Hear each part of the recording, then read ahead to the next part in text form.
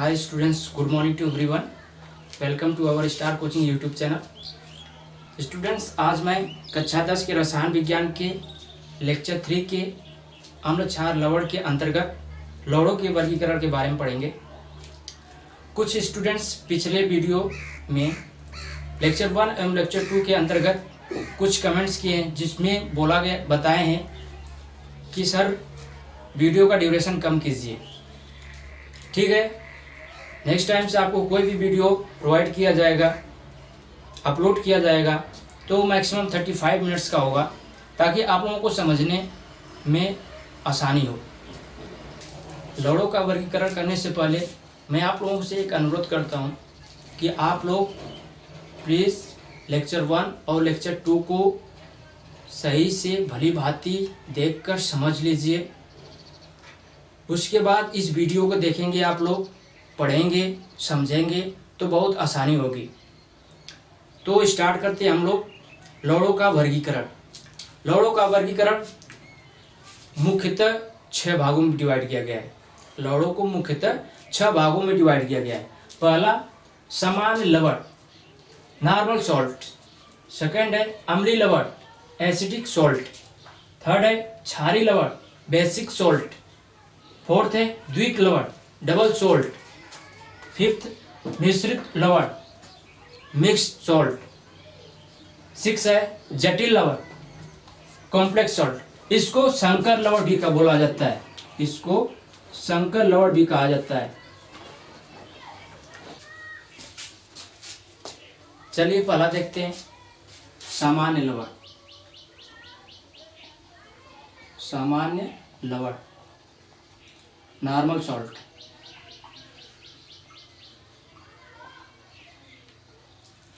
हम लोग पिछले लेक्चर में अम्ल से H+ आयन और क्षार से OH- आयन निकाल देते हैं, हाइड्रोक्सिल आयन बाहर निकाल देते हैं। इन दोनों आयनों के अनुसार हम लोग अम्लीय लवण, सामान्य लवण और क्षारीय लवण का डिफिनीशन दे सकते हैं। जैसे H+ आयन और OH- आयन अम्ल से तथा क्षार से पूर्ण रूप से विस्थापित हो जाए। अम्ल से H+ आयन और क्षार से OH- आयन के पूर्ण विस्थापन से बने लवण को सामान्य लवण कहते हैं। सामान्य लवण अगर पूर्ण रूप से विस्थापित हो तो, अगर क्षार से OH- आयन पूर्ण रूप से विस्थापित हो तथा अम्ल से H+ आयन आंशिक रूप से विस्थापित हो, क्या हो? आंशिक रूप से विस्थापित हो, तो उस समय जो लवण प्राप्त होगा वह होगा अम्लीय लवण। कौन सा लवण? अम्लीय लवण। डिफिनीशन क्या होगा? किसी अम्ल से H+ आयन के आंशिक विस्थापन तथा OH- आयन के तथा क्षार से OH- के पूर्ण विस्थापन से बने लवण को अम्लीय लवण कहा जाता है।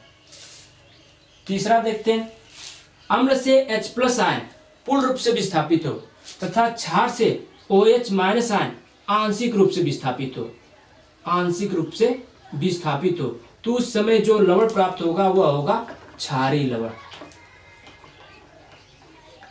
क्षारीय लवण। तो इसका डिफिनेशन क्या होगा तीनों का? किसी अम्ल से H+ आयन तथा क्षार से OH- आयन के पूर्ण विस्थापन से बने लवण को सामान्य लवण कहा जाता है।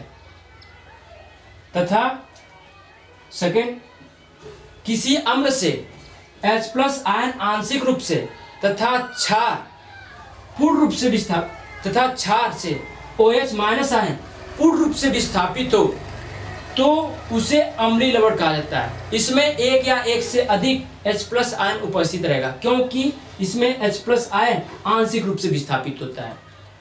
तीसरा है क्षारीय लवण।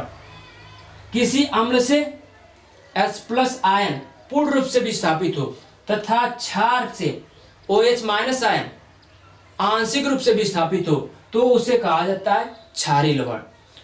तो इसमें जैसे इसमें H+ आयन एक या एक से अधिक अणु उसमें उपस्थित था, उसी प्रकार OH- आयन क्षारीय लवण में उपस्थित होगा। देखते हैं कैसे होता है। सामान्य लवण बताया गया है H प्लस आयन तथा OH माइनस आयन के पूर्ण विस्थापन तथा अर्थात अम्ल से H प्लस आयन तथा क्षार से OH माइनस आयन के पूर्ण विस्थापन से सामान्य लवण बनता है। तो अम्ल ले लेते हैं HCl, क्षार ले लेते हैं NaOH। अब इसका आयनिक रूप करेंगे। पिछले लेक्चर में आप लोगों को बताया गया आयनिक रूप करने के लिए कैसे करते हैं। इसका होगा आयनिक रूप H प्लस आयन और यह होगा Cl माइनस आयन, और इसका NaOH का सोडियम हाइड्रोक्साइड का होगा Na प्लस और OH माइनस आयन। अब यहाँ पर इसका अम्ल से H प्लस आयन का पूर्ण विस्थापन, यहाँ से जितना भी H प्लस आयन होगा सभी को बाहर निकाल देंगे, और क्षार से OH माइनस आयन जितना भी यहाँ पर OH माइनस आयन होगा सभी को क्या करेंगे, बाहर निकाल देंगे। तो यह यहाँ से एक H प्लस आयन है और यहाँ पर एक OH माइनस आयन है, इन दोनों को बाहर निकाल देंगे। बचेगा क्या, NaCl, यह बचेगा Na प्लस और Cl माइनस।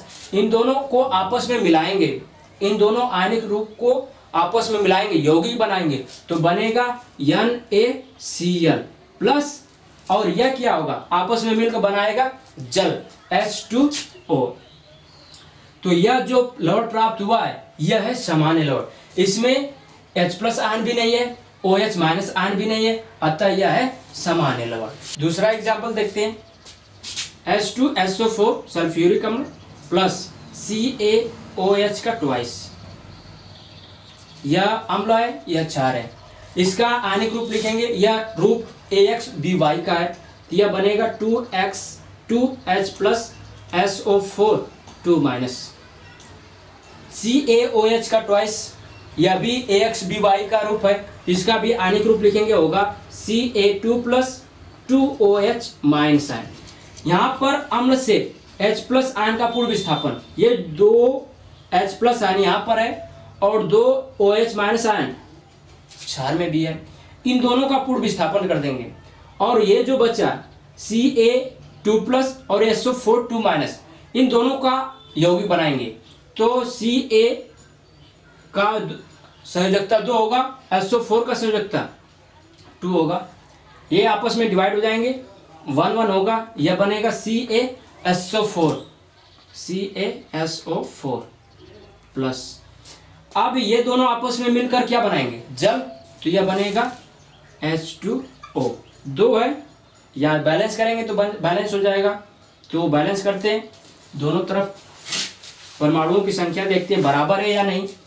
तो आप लोगों को बताया गया था सबसे पहले धातु को बैलेंस करते हैं, तो इसमें धातु कैल्शियम है, कैल्शियम 1 1 दोनों तरफ है, बराबर है। फिर इसके बाद बताया गया था अधातु, हाइड्रोजन और कार्बन ऑक्सीजन को छोड़कर, तो हाइड्रोजन ऑक्सीजन को छोड़कर बचा क्या, सल्फर। सल्फर देखते हैं, सल्फर दोनों तरफ 1 1 है, बराबर है। इसके बाद ऑक्सीजन देखते हैं, तो ऑक्सीजन 4 प्लस 2 6 हुआ, इधर देखते हैं 4 प्लस 1 5 हुआ, 2 से इधर मल्टीप्लाई कर देंगे 6 हो जाएगा। अब पुनः ऊपर से देखेंगे, अर्थात धातु से, कैल्शियम 1 बराबर है, सल्फर 1 इधर भी बराबर है, ऑक्सीजन 4 2 6 हाइड्रोजन देखते हैं। इसके बाद हाइड्रोजन 2 प्लस 2 4, इधर 2 2 4। इस प्रकार से ये जो लवण प्राप्त हुआ कैल्शियम सल्फेट, यह होगा सामान्य लवण। अम्लीय लवण देखते हैं।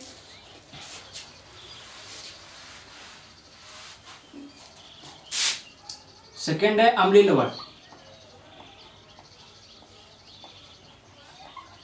Acidic salt.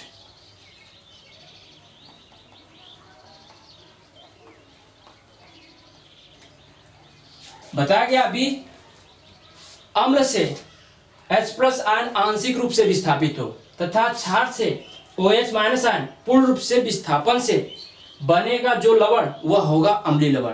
अर्थात अम्ल से H प्लस आयन के पूर्ण आंशिक विस्थापन तथा क्षार से OH माइनस आयन के पूर्ण विस्थापन से बने लवण को अम्लीय लवण कहा जाता है।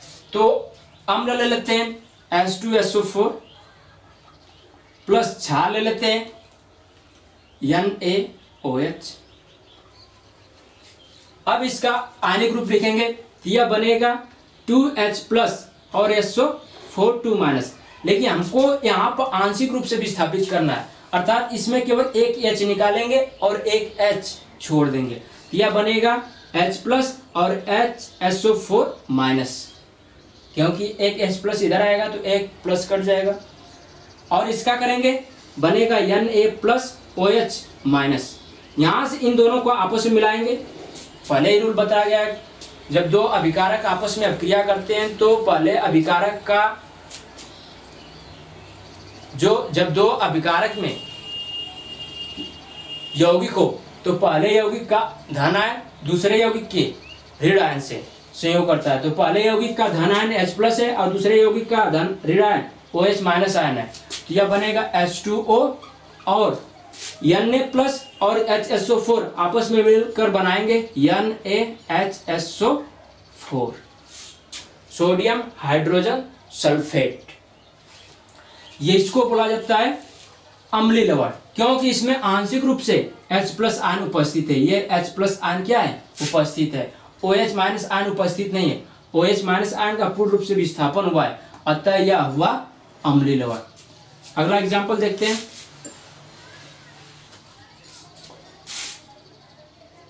H3PO4 प्लस CaOH का ट्वाइस। अब यहां पर इसमें हाइड्रोजन का H प्लस आयन आंशिक रूप से विस्थापित करेंगे तो यह बनेगा 2H प्लस और HPO4 2 माइनस।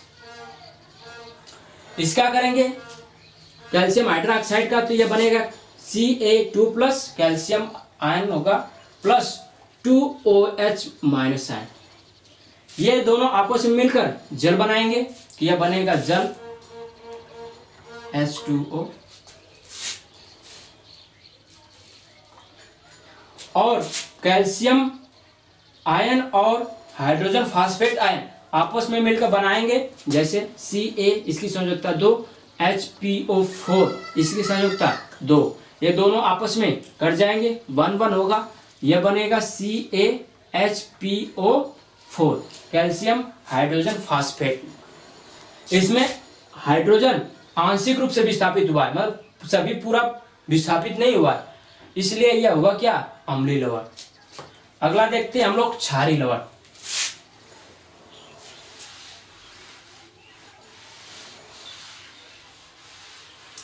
थर्ड है क्षारीय लवण।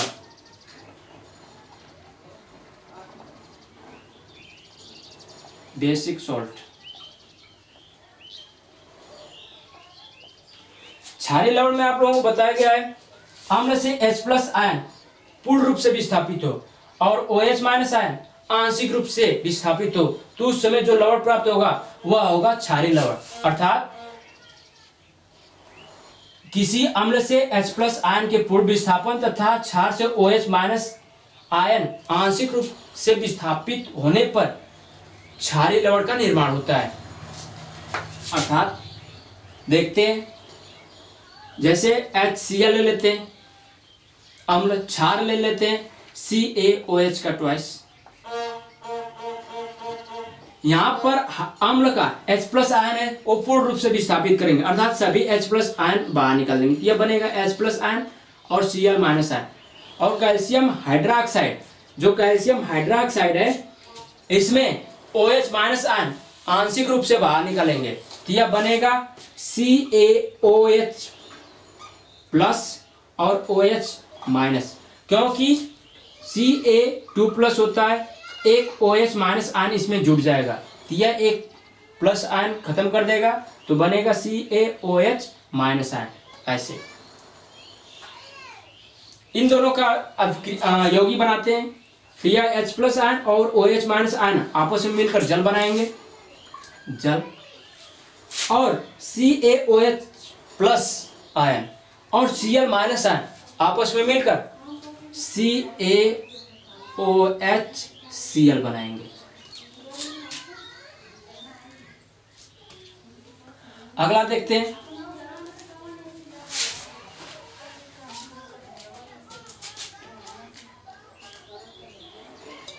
CuOH का twice plus HCl plus HCl। अब यहां पर OH माइनस सेम जैसे यहां पर निकाला गया है एक आंशिक रूप से, उसी प्रकार से यहां पर एक आंशिक रूप से OH माइनस आयन बाहर निकालेंगे। तो यह होगा CuOH प्लस आयन और OH माइनस आयन। यहां पर H plus ion Cl minus ion, या आपस में मिलकर बनाएंगे CuOH Cl plus H plus ion plus OH minus ion, आपस में मिलकर बनाएंगे H2O जल। तो इस प्रकार से ये जो लवण प्राप्त हुआ CaOH Cl CuOH Cl, यह है क्षारीय लवण, कैल्शियम हाइड्रोक्लोराइड, कॉपर हाइड्रोक्लोराइड। अगला देखते हैं द्विक लवण। द्विक लवण डबल सॉल्ट।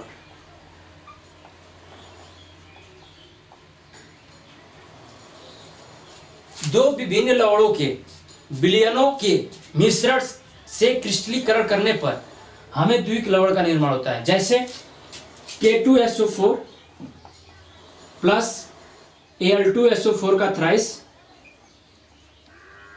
प्लस 24H2O, इनका क्रिस्टलीकरण करने पर, क्या करने पर? क्रिस्टलीकरण करने पर हमें जो लवण प्राप्त होता है उसे द्विक लवण कहा जाता है।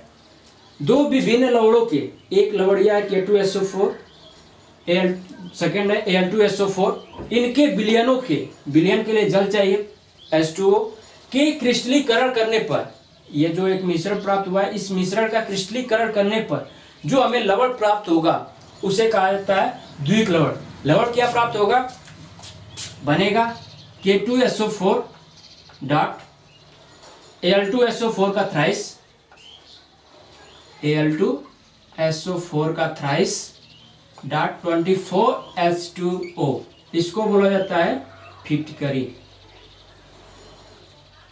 इसका रासायनिक नाम क्या होता है? Potassium aluminium sulphate.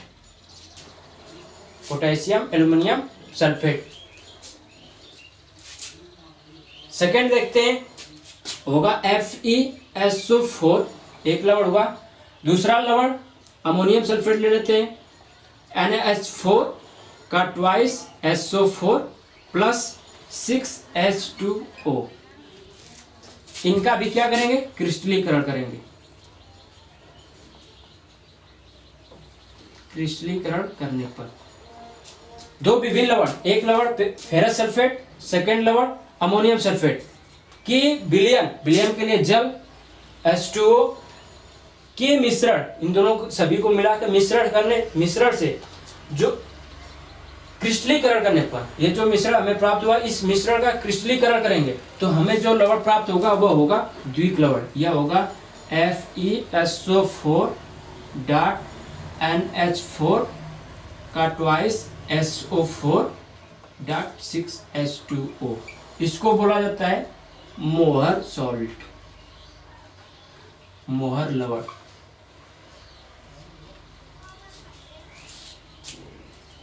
अगला हम लोग देखते हैं मिश्रित लवण।